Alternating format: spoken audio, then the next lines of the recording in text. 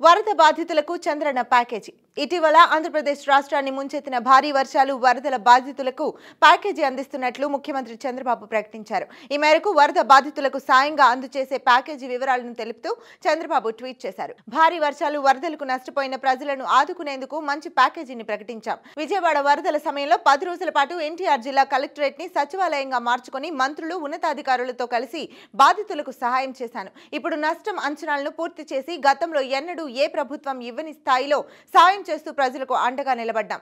విజయవాడ నగరంలో వారం 10 రోజులు వరదలో చిక్కుకొని ముంపునకు గురైన ప్రతి ఇంటికి 25,000 ఆర్థిక సాయం, పై అంతస్తుల్లో ఉన్న వారికి 10,000 ఆర్థిక సాయం ఇస్తాం.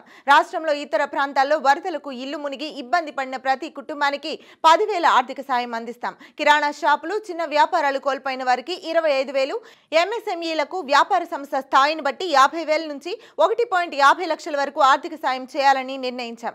దెబ్బతిన్న ద్విచక్ర వాహనాలను 3,000, ఆటోలకు 10,000 అందిస్తాం. అలాగే దెబ్బతిన్న ధాన్యం, పత్తి, చెరుకు, వేరుశనగ పంటలకు హెక్టారుకు 25,000, అరటి, పసుపు వంటి ఉద్యానవన పంటలకు హెక్టారుకు 35,000 సాయం ఇస్తాం. రాష్ట్రానికి ఆర్థిక ఇబ్బందులు ఉన్నా కష్టాల్లో ఉన్న ప్రజలకు సాయంగా నిలబడాలనే ఉద్దేశంతో బెస్ట్ ప్యాకేజీ ఇచ్చిన వారికి తోడుగా నిలుస్తున్నాం. బ్యాంకులు, ఇన్సూరెన్స్ ఏజెన్సీల ద్వారా కూడా మంచి సాయం అందేలా చేస్తున్నాం. మత్స్యకారుల బోట్లకు, చేనేత కార్మికులకు, పశువులు కోల్పోయిన రైతులకు కూడా పరిహారం అందిస్తున్నాం. వరద సమయంలో ఇచ్చిన మాటకు కట్టుబడి అన్ని పరిశీలించి ఈ ప్యాకేజీని ప్రకటించాము అని సీఎం చంద్రబాబు ట్వీట్ చేశారు.